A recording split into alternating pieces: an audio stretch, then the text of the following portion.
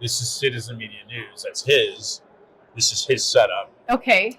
And I do Discussions of Truth. That's my podcast. Yeah, you said Discussions of Truth. So this is Citizen Media News we're doing. Right. So it's a Discussion of Truth with Ian Trotter on Citizen Media News. Crossover. Okay. Yeah, that's we've done what six events or so together. Have you guys interviewed Billboard Chris yet? Who's that? He's here. So he is he's called Billboard Chris because he started he wears like a sandwich sign. And he's Sandwich? The sandwich sign, the shop signs that has a big board on the front and the back, you know, like the kind of signs that you see outside a sandwich shop that are standing, but he drapes. That's heavy. Yeah. And it says like, you know, children cannot consent to puberty blockers and stuff. So he's fighting the transgenderism in kids. Okay. And protecting the kids, stopping them from mutilation and stuff like that. So he's got a big following. He's got a really big following, but his work is really interesting. So you'll see him. He's tall. He's very tall. Hey, Jerome. What's going on? How you doing? Good. This is my friend running for Congress. Yeah. Drone Ian. Yeah, what's up, Devon? Ian Trotter. Nice to meet you, man. Nice to meet you. Very pro 2A. Montana right now. Montana. Yeah. You with Elijah? He got poisoned right before the election. He did a viral video that the Democrats were the KKK, No way. and then he got poisoned and ended up in the hospital. But he was under protective watch. But the Democrats were the KKK initially, right? That was a KKK part. They were associated with the KKK. Yeah, I did that, and the FBI, I think it was the FBI that poisoned me just before the primary. You got almost poisoned? died. All the cameras recorded. They had. How did you get poisoned? With what? You Food should poisoning? interview With what? him. All right. It wasn't a food poison. It was a distinct, different type. They didn't know. They had him They put under. police protection at my door because They didn't know. 6 days. Everything's He almost died. You should interview him. Good. Ian Trotter here for Discussion of Truth, and we are in Phoenix at a Turning Point event, AMFest, not to be confused with AMPFest. Rachel, if you heard of that, that was a Who's hosting you? now defunct organization, Who's hosting AMFest. And we are, of course, as you would know, we're on Citizen Media News. We're hosted here by Charlie Kirk, who I've not met, but that would be the host. That's Roger. Rachel Walden for Corporation Commission. Yeah. So, Rachel, this is an elected office. Yeah. But like you had said and approached me, it's one that's often overseen. Yes, it is. Yeah, it's not very glamorous, right? Like a lot of people love talking about Congress or talking about the local legislature, like what the lawmakers are doing, what their power is, and this one gets ignored. Most states, okay, let me go back. Every state has a public utility board. Good. Most states, it's appointed by the governor. And then it's sort of out of sight, out of mind. Arizona has a lot of people from other states, so they may not be used to electing their public utility board. So we are one of a few states that has an elected board. We're one of 8 states that has authority of our board written into our constitution for our state. But it's overlooked. It's, you know, people, they pay their utility bill, they take for granted their lights go off and on, and that's about all the attention that it gets. So one thing that comes to mind is you've got the Colorado River that runs through Arizona. That's moving a lot of water down to the Hoover Dam, right? Yeah. Which is in Nevada. And I don't know if there's any association there, but talk about a little more about this seat that you're running for. Yeah, so all of our power needs for our state are determined by your local utility board, your public utility board too. How is that power being used? Who's using it? What sources of energy are we using? That authority runs for the Corporation Commission. So if we want to stop Green New Deal policies, we can stop it in our own state by what we do with our energy needs. So like in our commission here back in 2008, we had a commission that was actually a Republican majority commission, but one of those commissioners is now a Democrat, Chris Mays. She's our Attorney General. Chris Mays. Mays, yeah. Attorney General now. They enacted the REST rules, and they said that the renewable energy tariff, and they said 15% of all energy, 15% had to come from renewable sources. So the commission has that authority. They can enact policy on the ratepayer, but it drives up the cost. So when they did that back in 2008, most of the utilities were not invested in renewables. You know, we regulate over hundreds of utilities, over 300 water companies. We have co-ops out in our rural communities, these nonprofit co-ops that are just struggling to provide energy to the people. And we do something like that, it drives up the cost. It's cost us, it's estimated $2 billion in Arizona so that we can get 15% of our energy from renewable sources. So they force utilities to invest in renewables, which are unreliable sources of energy. There's a place for renewables in a mixed portfolio of energy, that's fine. But to try to invest in it the market wasn't ready for it to. It cost more money back then. And anytime the commission mandates something, and this is, across the country, when the utilities get mandates by law, they get to recoup a rate of return.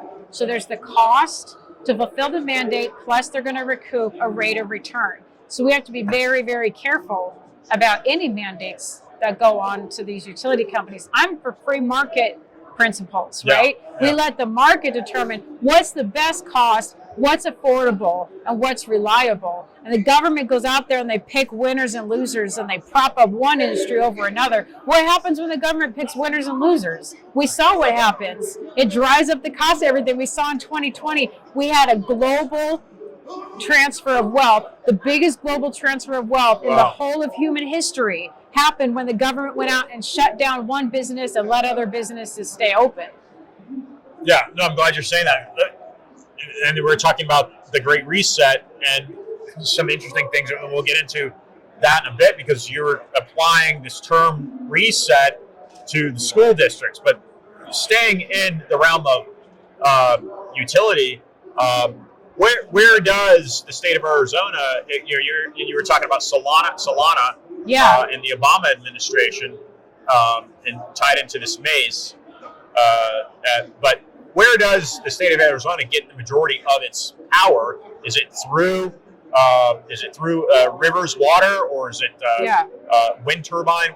Yeah. Well, so we actually follow the national trend. That's a great question, and thank you for that, because a lot of people don't realize our number one source of energy right now is natural gas. And 40% of the energy provided to America is natural gas. And the reason for that is because of the push into renewables. So the more that America turned to things like solar and wind, the more we became reliant on natural gas, because what happens is with solar and wind, it's unreliable because we can't control the weather.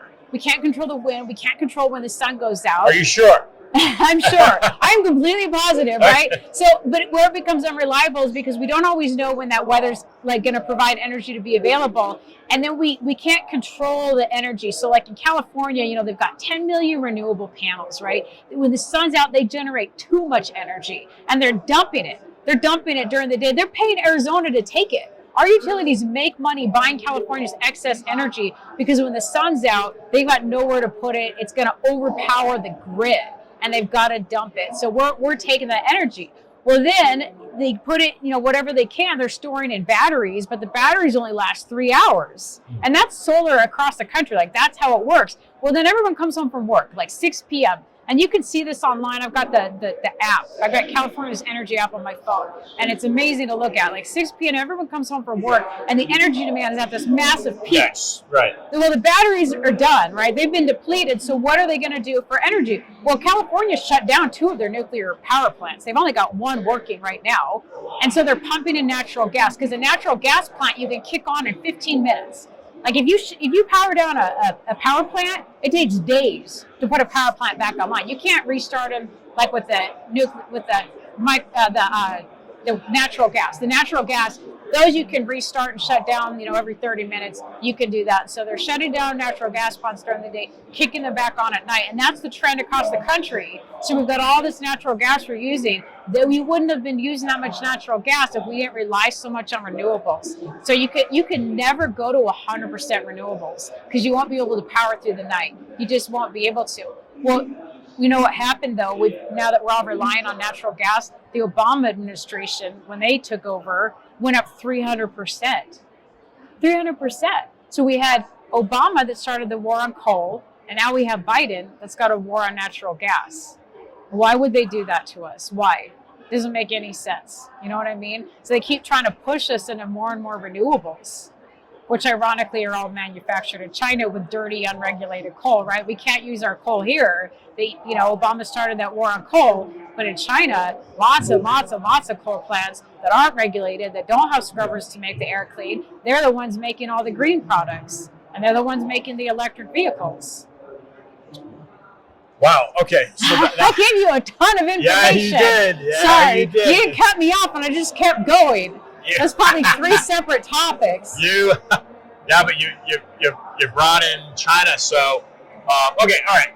What do you want to run with, I guess, huh? Yeah, right. Yeah, Where where do I want to go with this? I mean, because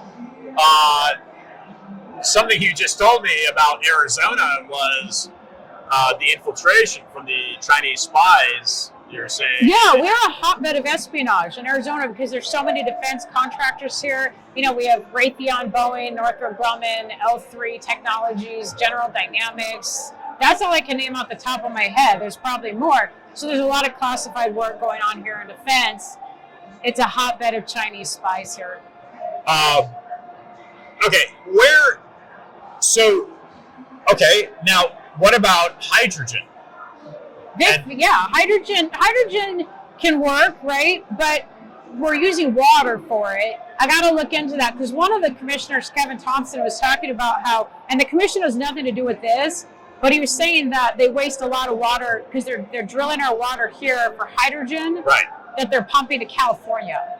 That's the water board, though. The water board's in Arizona. Right, that's the water board. That's right. But so I think there could be like a place for that, but we got to prioritize our resources. There's no free lunch in physics. Whenever you use one resource, you sacrifice another. So if we're using water for hydrogen, I mean, that's a complicated issue here with our water shortages. Okay, so Rachel, what's the first thing that you change when you're elected?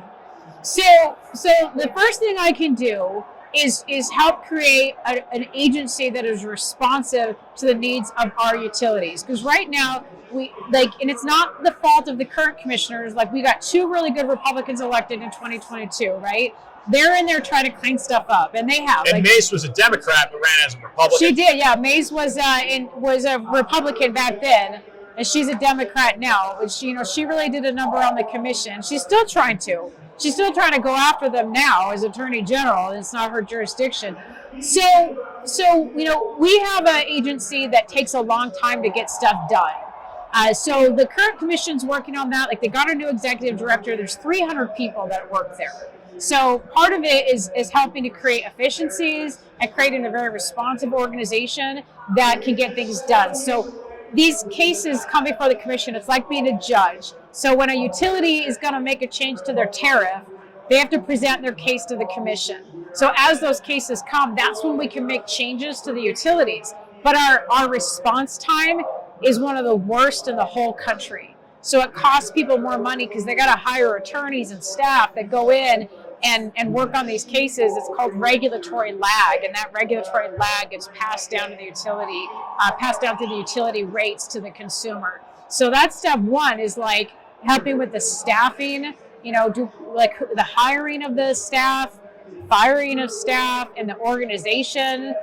So creating that responsive and efficient organization will be part of my job. And then as the cases come to me for our monthly meetings, we can open up the book of business for the utilities and see where they're spending their money. And there's a lot of subsidies that have happened. We can pull back those subsidies.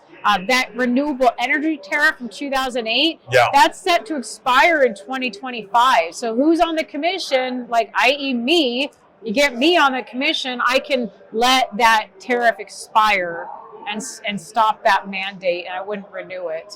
And Solana, this company... Yeah, APS was forced into APS is one of our largest utility providers. They're one of the largest in the country. Their territory goes all over the state of Arizona. They have thousands of miles of transmission lines. That's what makes them one of the biggest in the country. But the commission forced them into a 30-year contract with a solar company, and it was very expensive to do solar through this company. So that's opposite of free market, right? The utilities should be deciding those things for themselves. They're the ones running their company. They don't need the government to tell them how to run their company and force them into contracts. Rachel, you talked, we're going to shift gears here because I think it's appropriate. You talked about a transfer of wealth and you applied that to the Great Reset. Yeah, picking winners and losers. So I was surprised to learn. Are you viewed as a conspiracy theorist, by the way? No. I just wondering. No, because this is just so. No, because I'm not saying that. Like, I'm not. There's no conspiracy when it's factual and the data. The data says, and we know the government told organizations they couldn't work. Like, my gym was shut down. I was really mad. I was really, really mad. And my gym, Mountainside Fitness, Tom Hatton, the CEO, he sued. And he got a lot of support for that. He fought really hard to stay open. They lost a lot of money, and he spent a lot of his own money trying to stay open, right? But why should the government tell us that we can't go out and work out at my gym? They can't tell us. If I go out and I get sick and I die, that's my fault. You know what I mean? But that's not what the government is there to do. But they did. They said, you can't work, but you can. But they propped up Amazon. They propped up Walmart. They propped up the big conglomerates. Mom and pop shut down. There was a bakery in Hawaii, 170-year-old bakery. They baked their first loaf of bread for the Queen of Hawaii. Oh. And it shut down. And it no longer exists, right? Like, we lost history, but like Russell Brand over in the UK has done podcasts on this, and he talked about and outlined that it was the greatest transfer of wealth we've ever seen. Every 30 hours, a new billionaire was created. There weren't that many billionaires worldwide.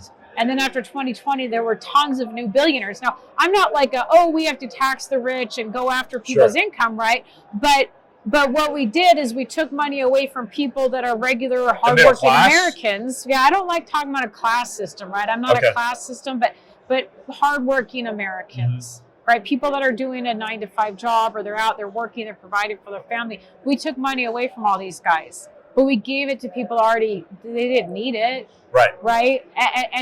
And why did that happen? And that's where your conspiracies come in. Was it intentional or unintentional? That irregardless, right? Like, it doesn't matter. It doesn't matter, because what we do know is that when the government interferes, they make everything worse, and it's not their place. And we let the free market operate. The free market corrects itself, and that's like economics. If there's a niche, then an enterprise moves in and they fulfill that niche, and a profit will be made. You know what I mean? Yeah, and so that's I appreciate that. And the other thing is, offline, Rachel, we were talking about the term reset being applied. Because of Cuba and communist China, and they shut down the schools, and it was like a reset that happened. Yeah, that's kind of how it was talked about. So a lot of these things kind of intertwine, but very applicable again to what happened in the U.S. during these lockdowns, in that the school systems were shut down, right? So something I didn't know was you had compared that to something that happened under the Castro regime, where schools were reset. Yeah, they shut down the schools for a year, and they said it was Operation Peter Pan. Yeah, so that was so I listened to a man that was from that, like, a couple weeks ago. I was at an event. We were speaking at the same event.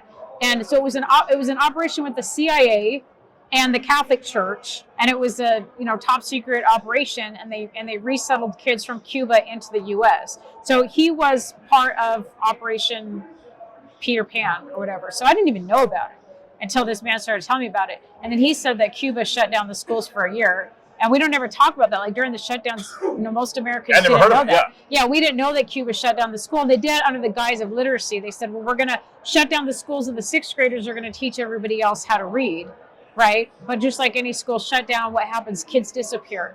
They get lost. They get out of their habits, right? Like, bad things happen. And then in communist China, Mao shut down the schools for 2 years. Which I didn't know that happened. Yeah.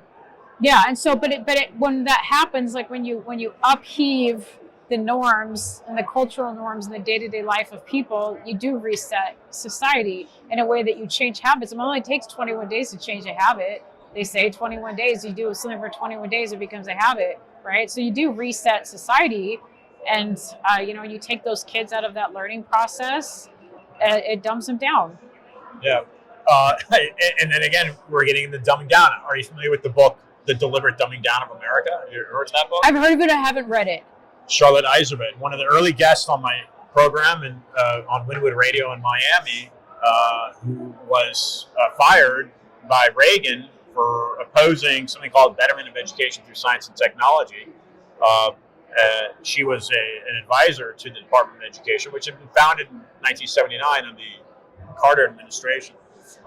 So and then let's get in a little bit to, do you have any knowledge, Rachel, of, so February 10th is the date that I've currently got for an event planned for Mescal, Arizona, south of Tucson. And the theme is going to concentrate on the border issues.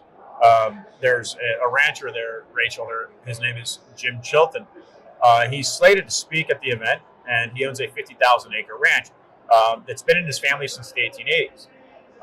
The Sinaloa cartel has infiltrated and invaded his ranch, and they have now lookout people. They have soldiers, basically, planted on his hilltops that talk to each other with signals, and they monitor all the illegal trafficking coming through this man's ranch. They monitor the border patrol because part of his ranch is on the border, and they monitor the man, Jim, and his family's every movement on his own property. Yeah. So, in regards to utility and public utility in your campaign to be elected, your card got full, dude? Battery died. Oh, battery. It's new batteries. So this is all Roger's equipment. You're going again? No. This is all, and this is new, right? You got this new, Roger. You just got that. Do you guys have a ton of wind farms in Montana? They're building more wind, aren't they? I haven't noticed. You haven't noticed? That's good. That's good if you haven't noticed. I mean, my thing with wind energy is the square footage it takes up. Oh, okay. That's what sucks about it. Space. We're good. We're good, Roger. All right, we're rolling. All right. So where can people go to support you and your campaign, Rachel? Yeah, thank you so much. It is at elect Rachel Walden, WALDEN.com. That's my website. Right on the homepage, there's a link to click sign the petition so you can get me on the ballot. I need lots and lots of signatures to qualify for the primary. I'm running clean elections. That's specific to Arizona, but there's a link there. Donate $5, and then anybody across America can donate seed money to my campaign. All right. So as we wrap up, I'm going to, because you threw a lot of information in and at me, and I love the Peter Pan, Operation Peter Pan. I hadn't heard of that. Neither did I till a couple weeks ago. The reset, and we got onto that tangent offline because of Mao Zedong. Yep. Right, and then of course the new federal state of China, who are Chinese dissidents, enemies of the state, according to the Communist Party of China. Okay, so in your opinion, Rachel, how do you define the deep state? What is that? What's the deep state to you, Rachel? So the deep state. Oh, and you want to tie that into McCain at all in Arizona? So McCain helped make Arizona really red. And so like we've got counties in Arizona that really love McCain. Like there's any politician, there's good things, there's bad things. What I don't like, McCain started it, and I don't like this because it makes it really hard to run for office. So you have grassroots candidates. You got to get all these signatures to run for office. Now, your Soros-funded candidates, right? These kinds of people, they get lots of money. They buy their signatures. They just go out and they'll pay $15, $20 a signature, pay someone to sit outside of Walmart, sit anywhere, wherever they can go, and they go and collect signatures. So a grassroots candidate, you're going to go out and take the virtuous route, and you're going to collect them yourself, and it takes a lot of time. There's sacrifices you're making to go out there. Like what you're doing at this event. Yeah, and going out and getting signatures, right? So you have a minimum to get on the ballot. What I heard is that what McCain started is suing people off of the ballot. So you get your minimum that you need. So like for me, it's 7,000. Well, then if I just turn in 7,000, there might be some Democrats that sign my petition. I'm a Republican. So you got to be a Republican or an independent, right? Some people sign that aren't registered voters. So they'd sue and get those names kicked off, and you drop below the minimum to qualify. So now you got to turn in like 30 to 40% more than what you need to get. So it makes the signature gathering harder. And it's kind of nasty politics. Like, even if someone's a Democrat, I think if a Democrat signs for me and I'm saying I'm going to stop the Green New Deal and the Democrats sign, that signature should count. That should count for me, because they're saying, we like the platform, we want you to run for office. So I don't like that practice. So that kind of started, but we've seen a lot of that sort of nastiness happen, and it makes it harder for grassroots. And so a lot of voting is still based on who's got the most money to run. Well, sometimes that's a problem on who has the most money, because you're looking at special interest groups and PACs that want that person elected. Are they really representing the people?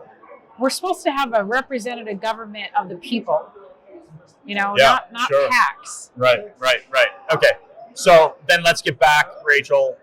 The deep state. What is that? So what is that? I don't know how. Okay, so that's it. So I think defining the deep state, I think that we have people that there's the people that want to keep the status quo, and then there's people that have their own agenda, right? And that's part of that special interest of the politicians they want elected. They're going to continue on like the agenda that they want. And sometimes that means the agenda of the PAC, maybe. Yeah, or special interests, or undermining, really what's special to people. Like, I think that green energy is really like a deep state, is a deep state issue. I really do. When we're talking about people, like, we're not looking at what's the consensus, what does the free market say, what's best for everybody. It's like, this is our agenda, and our agenda is to prop up China. Our agenda, that's really the agenda. It's not sustainability, and it's not green, because green energy isn't green. It's rare earth mineral mining that's dangerous and dirty, and it happens in Africa and it happens in China. And these little kids are getting Bell's palsy. It's slave labor. There's nothing moral or green or good about any of that work that's happening. And so that's going on. And then in China, where I think, and I mentioned, right, they're using dirty, unregulated coal and polluting the air to manufacture our green products. So if you truly cared about clean air and the planet, you would not be propping up this mining and manufacturing that's happening in China. So logically, because it doesn't make any sense, there is no clean air, it's not green, that makes me think that there's a different agenda, that the climate change is the ruse, but really there's an agenda of propping up China. And maybe it's just as simple as some people out there own a lot of companies that make this stuff, and they've got big profits to make because the government keeps propping it up. Like the Inflation Reduction Act, not a single Republican voted for that. That happened under when Biden took office, and after 2020 and all these Democrats won. That Inflation Reduction Act, I call it the Inflation Protection Act, because it's a whole bunch of subsidies for solar and wind. So all these private companies are getting kickbacks from the feds, which is us. We're paying for it, so they can build more solar and wind that's being manufactured in China, making dirty air to give us green energy. Okay, let me ask you one final question. Do you mind? No. All right. 47 presidents in the U.S., right? And interestingly enough, the post office, the first post office, it wasn't a post office general, but the first appointed post office was in Massachusetts in 1638, I believe. Okay, so this is 150 years before, more or less, before the Declaration of Independence. A postal service had been operating in the colonies. That's neither here nor there, but the question I'm going to pose to you is, from the inception of Washington's government and the institution of that, to come to light through the Constitution of its ratification in 1889, there have been 47 presidents of that what became the federal district, right? So, or the federal government. Of those presidents, you're talking about the Inflation Reduction or Inflation Protection Act. Yeah. So protecting, really what they're doing is they're protecting the ability to continue to drive the government into further debt is basically what's happening there, right? So $33 trillion federal debt deficit and skyrocketing by the second. There's been one one U.S. president that's left office without a deficit. Only one. Since Washington, only one. If you know the answer, who is it? If you don't know the answer, who do you think it is? I don't know the answer to that. Who left without a deficit? I don't know. Calvin Coolidge. That's a really good. I think that's a good answer. I've never had that answer. Most people think it's Donald Trump. Someone today said George Washington. The fact is, Washington borrowed money to fund the Continental Army. Yeah. And that money was borrowed through the shares that he owned in the Bank of England. The one president that's left office without a deficit was Andrew Jackson back in 1842. He was like the 6th president or something. Was it the 6th?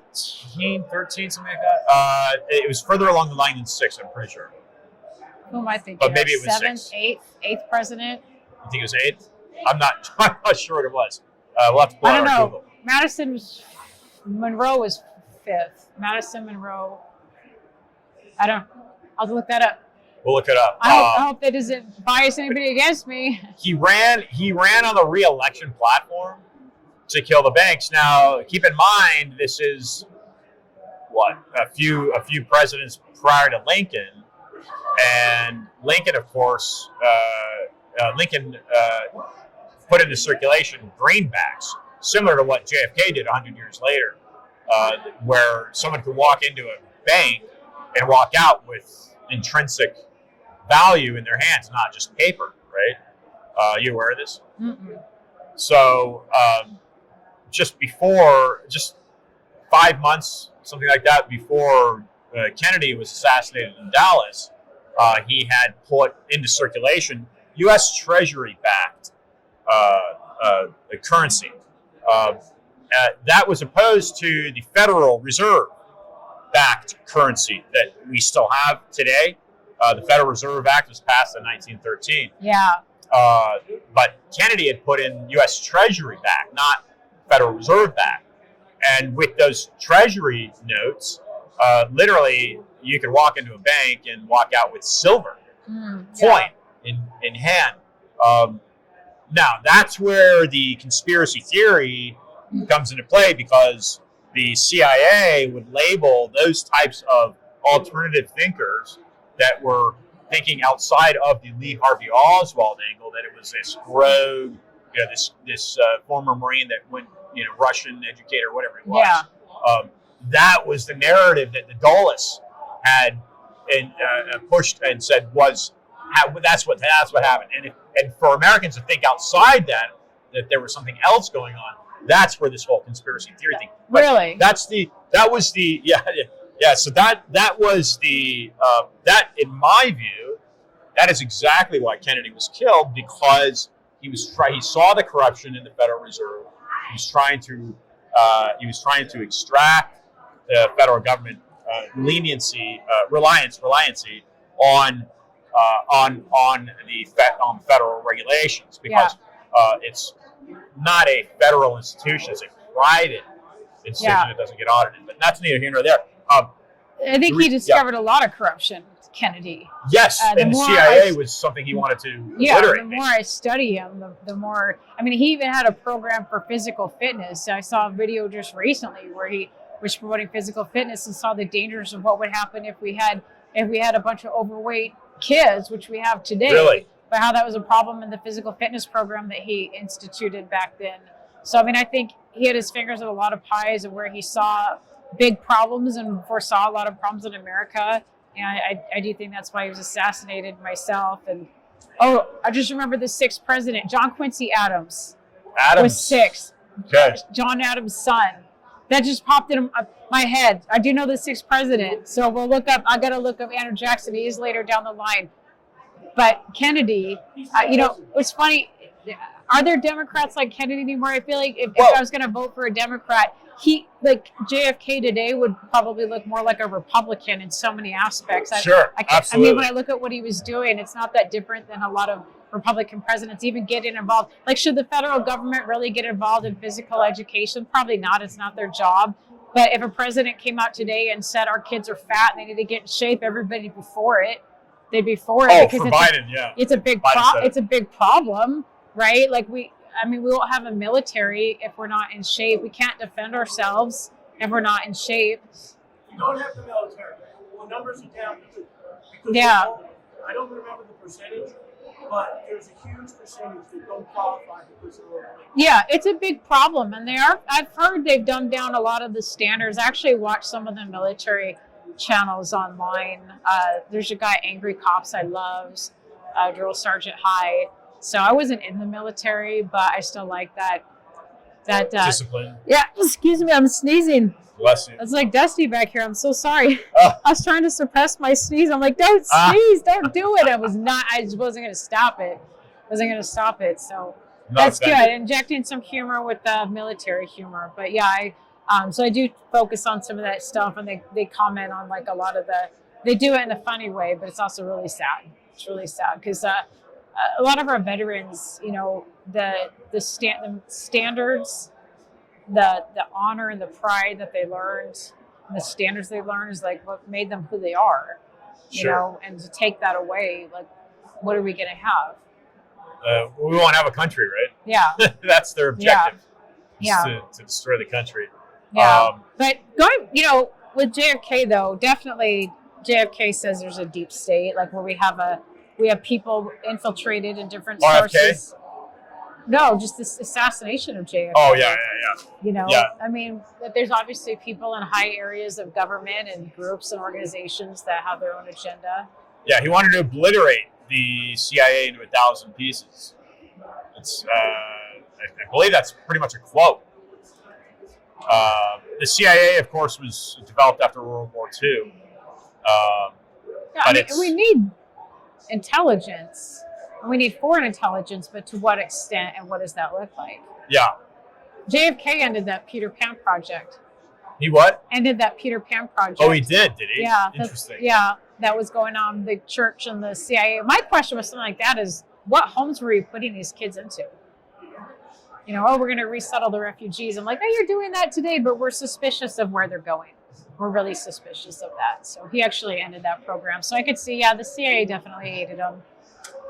They don't want the president knowing what they're doing. Yeah, and before we wrap up, I'm going to mention something else that you might find interesting. So there's a woman named Amy Coelho, and we interviewed her in Las Vegas.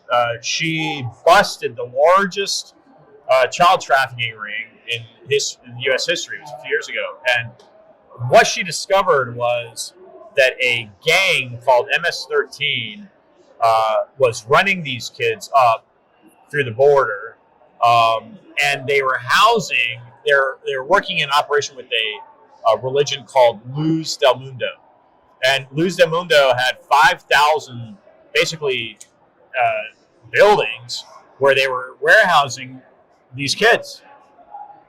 It's here as a 501c3, I suspect. It's you're right. Tax exempt organization, but they're spearheading that effort in conjunction with MS-13 to traffic these children. This is what caught my attention when Amy said this a few days ago. She said that the MS-13 gang was a creation of the CIA. Oh my gosh. I mean, I believe it. Like, I'm very open-minded. I'm going to tell you that. I would believe that. And they're here in Arizona, MS-13. I suspect they are. I mean, right? Because they're probably also working with the Sinaloa cartel, which I think is probably the most powerful Mexican cartel. I think so. That's what we're hearing. And I also know that the cartel, this is why I asked the question, Rachel, in regards to if you knew anything about the utilities operations somehow, some of them being taken over by, maybe they have been, and you're just not privy to it. But what I do know is that they finance some of the politicians. They put some of the politicians, not only in Arizona but in Nevada. They put the politicians in play, and it makes them subservient. The politicians subservient to where the financial backings come from. And politicians probably don't even know where the money's coming from. But it's true. Well, and that's the benefit of me running clean election, because I mean, You can't bribe somebody with $5. So You know what I explain mean? again. And we keep prolonging this, but this is great. But explain again Yeah. what that means. A clean election. What is Yeah, that? so it's specific to Arizona. It's a voter-initiated program, and I need 1,500 Arizona voters of any party, actually, to give me $5. That's it. So 1,500 people to give me $5. Then the state gives me $300,000 to run my election, and that money comes from DUI and traffic fines. So it's not taxpayer money. You could say it's voluntarily given because it's by DUI fines. But they do give that money to me. Total between the primary and the general is $300,000. That sounds like a lot of money. It's not normally enough to run a statewide campaign. I mean, governors and stuff, they spend millions. This race, it's doable, but everybody is running clean in this race because it is part of the ethics rules of the commission. We're the only elected office in Arizona that has ethics rules that ask you to run clean. So I will not be taking any special interest money. Ladies and gentlemen, Rachel Walden. Roger, do you have anything for Rachel? Hi, Rachel. Hi, it was nice to meet you. Thank you so much for having me on the show. I know we talked about tons of things, gave tons of information. Email me on my website if you want to follow up or, have. Did he tell you about the Pope? The Pope? Yeah, elect, You talk about the Pope, Roger. elect Rachel What Walden. about the Pope? Roger has an Italian last name, so he puts a lot of the blame of the corruption on the Pope because he's Italian. I'm Italian. You're Italian, yeah. Really? I'm not Catholic, but Well, what's your last name? Walden's your well, that's married my name? husband's name. What's your last name? Well, my maiden name was Fleming. That was my dad's name. My mom's grandfather was Veltri Tremonti. Veltri Tremonti. Tremonti. Yeah, but